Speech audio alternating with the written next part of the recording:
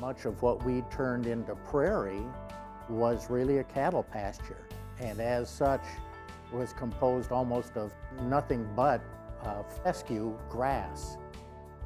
But it hadn't been used as a cattle pasture for a while, so as a result, there were other invading trees on it, a lot of cedar trees, which are native to Missouri, but they tend to gobble up a lot of land if left alone. This really was not what you would call native to Missouri.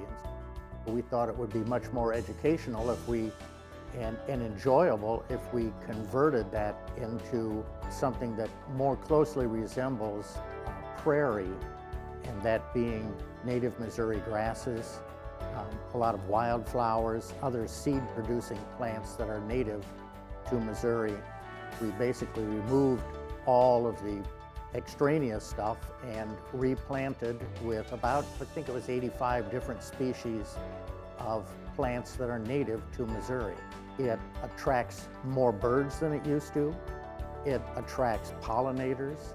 The prairie absorbs rainwater like crazy. Some of the grasses and other plants will have roots 10 to 15 feet deep. And then the vegetation itself slows down runoff.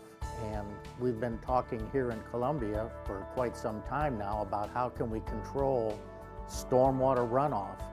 Well, if we turn the whole place back into prairie, would be one way of doing it. We started with 15 acres. The beautiful thing about prairies is that they sequester that carbon. Trees sequester carbon too, but the majority of a tree is above ground. So when the tree dies, all of that carbon then is released as the tree decomposes. That's not true with the prairie. When plants die with those deep roots, those roots are still in the ground, so that carbon is sequestered.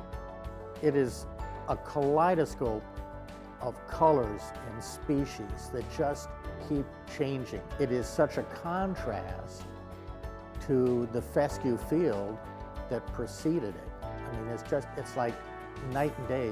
It's hard to imagine.